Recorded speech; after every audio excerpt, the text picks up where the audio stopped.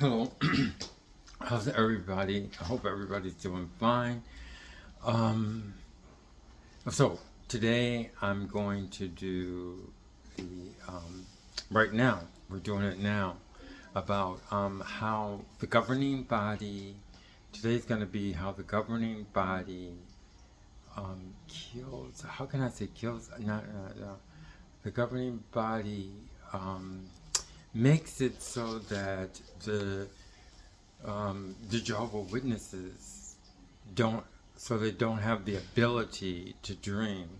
They kind of, how can I put it in another way? But I put it in a short about how the governing body doesn't. I don't want to say kills the dreams, or I want to say uh, like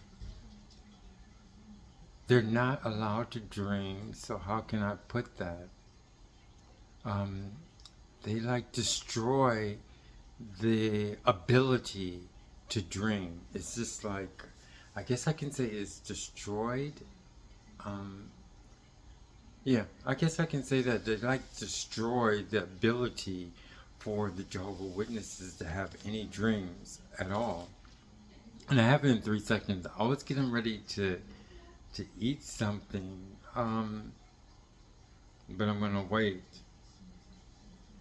because I had to lose a little bit of weight because I mean, I could put on, I don't know why, it's in the family, I guess, but I could put on like, I mean, because I'm like a compulsive eater, and it's like I,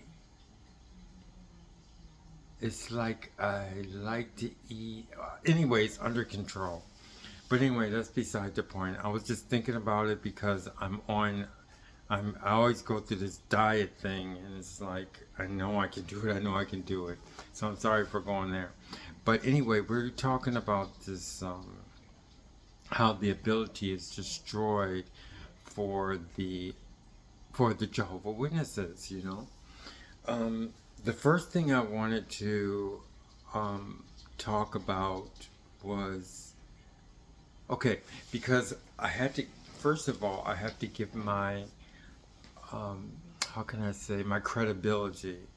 My credibility is that I had a very big family, and I could see it from firsthand that the ability to dream was like crushed. I mean, I went and I went through my different family members last time. This is another one, but it's going to be on a different thing because I remember starting with my older brother, my oldest brother.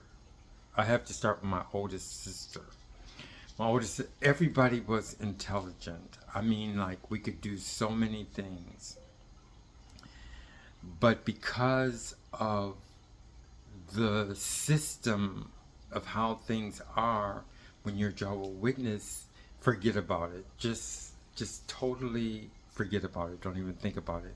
Like I said, you have to keep it in a box. And when I say in a box, I mean you can't let anybody know. It just has to be yours. You can let people out in the world know. I mean, like I'm saying, and that's what probably happens. But those people will never, they're just like secret people. I mean, like for instance, like just this example before I get into it, really, I had like my box, and then I had people that I would do things with against the Jehovah Witness, but I knew that there was no way in the world that they would come in contact with um, with anything I had to do with Jehovah Witness. I told you one time it almost happened, and I felt like I was going to kill myself. I mean, I don't know. I don't think I would have did that, but it was really, really tragic for me, even though it wasn't really anything. But and that's the thing. Like when you do have like these little secret things, you can't let anybody know. I mean, you have to do it to where, like a certain friend or something, you just got to show up. You can't like connect it with anything unless you really, really know how to do it. But I've heard some stories of how certain people, certain Jehovah's Witnesses do it. You know, they have their little boxes. So anyway, what I'm trying to say, like my oldest sister, oh, so intelligent. She could type 80 words a minute. And she did very well. But she wasn't. I remember one time I saw her because I would go into the community college because I told you I went to community college, and I didn't tell anybody. I mean, it was not that I couldn't tell anybody about that, but it was just something I was doing. That's like really, really light, okay? And I saw her coming out of one of a trailer or something that the school had set up, and she was studying, but it was something that we didn't talk about. It was like, don't worry, I won't say anything, you know, it's no big deal. I mean, I know you're going to school, but she couldn't elaborate on it. She couldn't say, I'm taking this class. She couldn't talk as if, you know, she was doing something worldly. And also another thing, just to connect with that, I remember there was someone in my congregation, and she knew I was going to community college. I didn't even know what I was doing. I mean, I was going to community college, but and we were like secret with it. This is the only thing I ever did secret with the Jehovah's Witness. I mean, when we talk like this, maybe there's some other things, but this is what I remember. And she goes, "You're going to the community college?" I go, "Yeah, I'm gonna go." And she goes, I'm gonna go to school." And I go, she says, "I'm getting my classes together. Do you want to go to, do you want to go out for lunch, you know, one day?" And I go, "Yeah, I'll go." Yeah, because I was working at this bank. I was a courier. And she said, "So I could pick you up." But her family was like rich, you know, high class. So her family was rich. And which is good. I mean, they have rich people. I can tell you about this story some later on. And so anyway, I was working at the courier, and it was lunchtime, and this Cadillac came up. She came in the Cadillac, and everybody goes, "Somebody's coming for you in the Cadillac?" And I go, "Yeah." So anyway, we went to Pizza Hut to have lunch, and we talked about school. I mean, it was like so low key. So that's how the situation is. So my sister, I almost said her name, but I said it before, Sister Annie. Nobody knows. And but she could have did better. She could have went and got her degree. She was so smart. She could write. I mean, I'm talking about this one was.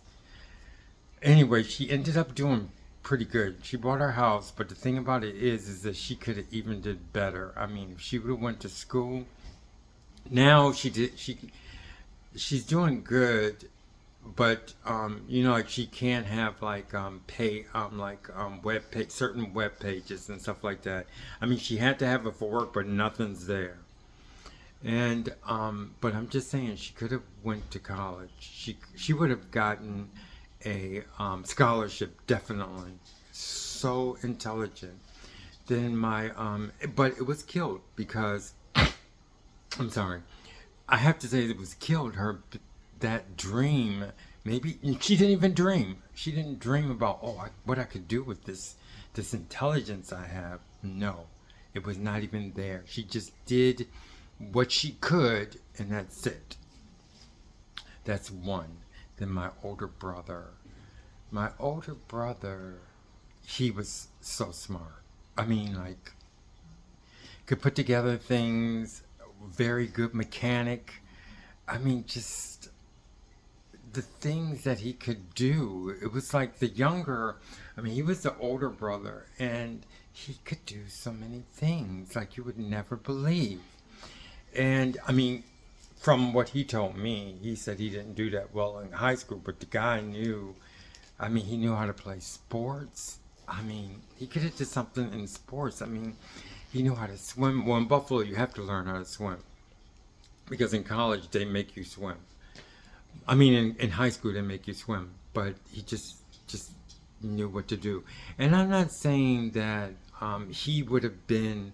No, he probably wouldn't have been ambitious, but he would have been able to take care of his family very well if that one thing didn't happen. Just a freedom of saying you could go to school and take care of yourself. And that caused him a lot of problems. I mean, what I'm saying, it caused him a lot of problems that he didn't realize. A lot of problems that he didn't realize. So I'm going through these, and now I'm going to say my sister after that. Oh, my sister after that, I have to say her name, Juanita. Because I never even talk about her. I haven't talked to her in 45 years, so I can say Juanita. She could tell stories like you would not believe. I mean, just make up stories. And the artistic stories. She wasn't an artist, but she was, no, she was a specific artist to where she made stories, just told beautiful stories, and she could draw. I mean, this girl could draw anything. You ever heard of like the Archies or something like that? She did better than the Archies. Like, she did scenes. Like, she could draw people sitting on the couch.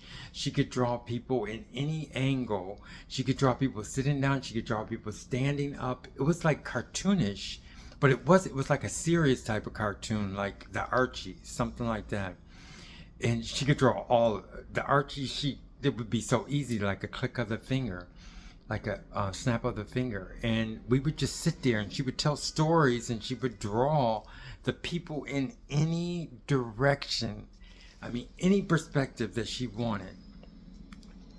She didn't even go to school for it. It was just natural. And we just loved to see her draw the pictures. And they had these things when in the 60s to where you draw and then you send them away for these classes. And I think she got it, but it was like you can't think of anything. You can't think of, things that you want to do like that. It's just like killed. It's like, don't even think about it. That's how it was. And we didn't even tell her, like, we didn't even have the ability to tell her, well, Anita, you should go to art school or something. I mean, my parents would never even think about it. It was like, forget it. Don't even think about it. She could swim too. Everybody, all my other brothers and sisters that went to school in Buffalo, they made them learn how to swim. It definitely. And it's just the way it is, okay? My friend was saying, I hate to say this, but a lot of people think black people can't swim, but it's not true, because in Buffalo, I think if you do it in a school situation, because everybody in my family who went to the school in Buffalo, I mean, everybody in my family swam after they when they were in Buffalo, New York. I'm almost sure. Maybe my older sister not, but that's not true. I mean, they swim very well. Then, because Juanita, the one I'm talking about, she swam. She swam. She was very nice, but they prepare her for just, getting married. She never worked. The only thing she did, as far as I know, I never seen, maybe cleaning or something like that for part-time, but I never remember her cleaning. When she turned like 18, I guess she got married. That's what I mean. So artistic. I mean, she wasn't a business one, and she liked to do hair. I mean, she went to beauty school, but not, she went to beautician. That's what she took in high school, but she could draw, and it was so easy for her. I'm just saying, there was nothing that we had in our minds to see that she could have been able to take care of herself in this world that you have to do things. And she got married, and that's another one down the drain. No dreams. We didn't even know how to talk about it. My parents didn't know. My mother couldn't see it. Then my next one, a brother. Okay. He was very intelligent. Again, another thing, he could just so many. He was like my brother I was telling you about, but he was more not technical, more like thinking type of person. He liked classical music, um, and forget it. One time, I think one time, my mother brought someone because they wanted him to be a pilot. They gave him an idea that he could be a pilot. I think for him was the fact that um, which we didn't know, my mother never said, but he was a child. I can say illegitimate. I think he was the. I'm sorry for saying this, but and nobody ever told us. Nobody ever said anything when we were coming up, but he was illegitimate. But she made it so that we didn't say that, and we never even heard of it at all. I never heard of it until like after I left the Jehovah Witnesses that he was a legitimate child. It's in the story in the back. I think I put it in the back in the first part of my YouTubes. Yeah, he was. So I think that's what happened. His father, because they found, that's another story. I'm not getting into that, but I think which we never knew that my mother was getting something for him, which she never discussed or anything. But one time this lady came, and I always remember to take him to pilot school, but nothing was there. I mean, she did it once. I don't know why. But the lady was there and she was talking about going to be a pilot. And it was like blowing my mind, you know? And we were sitting in the dining room table, and this is in the 60s. This is in the 60s, early 70s or late 60s. No, early 70s or late 60s. And the lady, she was really nice now that I can think of it. And she wanted it was a $200 check. I don't know how much it is nowadays. But my mother wrote this check for him. She was getting ready to write a check, and she wrote a check and she gave it to the guy. But I can see the apprehension in my mother not wanting to. This is like a dream. This is like something grandiose. I was being shocked. I never heard anything happening like this in our family, you know? And something she didn't trust about the lady, or she got afraid or something, I don't know. And the lady said, well, if you don't really want to do this, I can take this check and just tear it up. In the 60s and the early 70s, they would come to your house. It was a more personal thing, you know? A lot of things, you know? And even a doctor would come to your house. She gave her the whole speech, and it was in the dining room table. And then she was getting a feeling of the way my mother was feeling, and my mother didn't have the ability, and not just that, because of the way that we're trained. I mean, it just wasn't something that happens. You know what I mean? Especially if it never happened in your family, then forget it. So she was the lady seemed like my mother was feeling skeptical. So she says, "I'll tear up the check if it's making you uncomfortable." And she goes, "Okay." And she tore up the check. I remember her tearing up the check, and my brother never went anywhere. And you know, he didn't even think anything of it, because that's the way that they taught you. He didn't say, "Gee, I wanted to go to pilot school," or something like that. It was nothing. He could have done it. Out of everybody in the family, he would have been the best pilot. The best. Honest to goodness. He probably would have still been alive now. Just another story. And that's sad. The saddest thing is that he didn't even care. The saddest thing was that it wasn't even something that would ever happen inside the organization. And then he would have to tell everybody that he was going to pilot school. So that one was gone. And then my sister from the same father, she's older than I am, and she would work, And then she would put these. I went to her job one time, and first of all, she should have went to college. That was killed. She would have gotten a scholarship. She's a straight A student. So smart. She wins awards in personality awards and things like this in seventh and eighth grade, and then in high school awards. I mean, and never even talked about college. Not just that, but it would have taken care of her. It would have taken care of her much better. She did very well, but she would have had even less problems. And I went to her I went to her work one time, and there's something I want to mention, but I'm not going to go there. Um, I went to her work. She worked.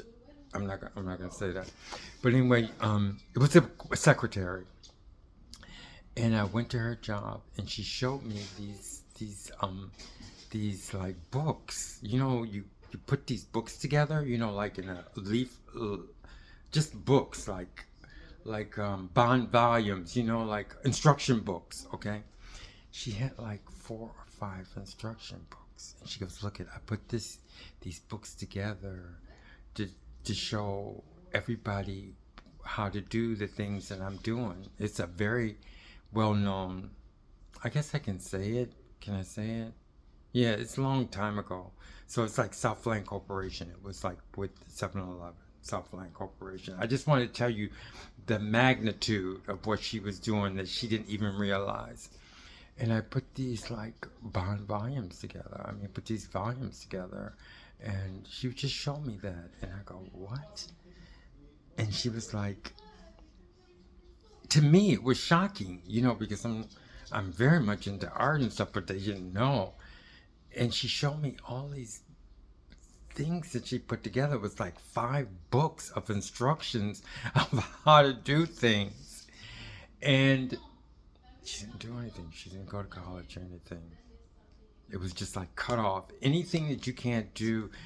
So she spent like 10 times the amount of energy that she did getting information by herself when she could just went to school and did 10 times better. And she said that when she left the Southland Corporation, they wanted to buy the books. They actually bought the books from her. And it almost making me cry, okay? They bought these books from her on how she did things.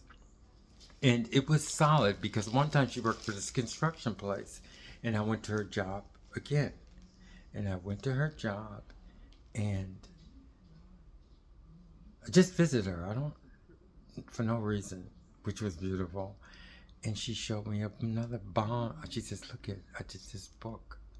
She had like 1 or 2 books because I made this book for this company.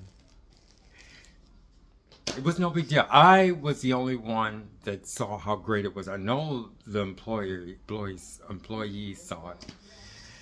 And it was down the drain. No dream. All the people I mentioned was 0 dreams at all. Okay? I dreamt. Getting back to me. I'm not going to say my younger brother because that's another story. He was actually had a cruel personality. I remember the only thing I remember, the one thing I meant, he took me his job one time. It was nice. But I remember the thing I remember about him the most was we were in the car. He was driving me. He picked me up and we went to the gasoline station. He picked me up, actually, I think I met him at the gasoline station. I don't know. But a sister was coming. I can say names because it's so long ago, nobody even remembers. These people are like 70 or 80 years old. It was just a stack house. And she was coming toward our door. My mother watches her children. And she was coming toward us. She was heavy. And because my brother said something about her being heavy. And she was coming toward the door. And the door was open. And Gregory, I hate to say his name, but so old. These are old people. And he said, close the door. I said, she's coming to talk to us, Sister Stackhouse. And he goes, close the door. And he said something like that, I don't want, like really mean to her, that like a fat pig or something like that. And I said, she's coming toward the door to talk to us. And he goes, it's my door. And I go, yes. He goes, close my door. And I closed the door as she was coming to talk to us. And he pulled off. So I'm not even doing his story. So anyway, after that, now I'm going to talk about, I don't even think I have time to talk about. I think I'm going to put the other one because this is in a blood situation about the blood. So I got to put that in the other one. This one covers the fact that the drink, oh, I'm going to end it with this. And everybody I saw, and I met a lot of people, and I've been to a lot of different congregations, and nobody ever had the ability to even think, it didn't even slip out about being ambitious to do anything in their life. To help people, to help society, never. Why? Because that ability was not even, was killed. I mean, it was like, I don't know how I put it in my short, but it was non-existent. And that's the sad part. One of the sad parts of growing up as a Jehovah's Witness.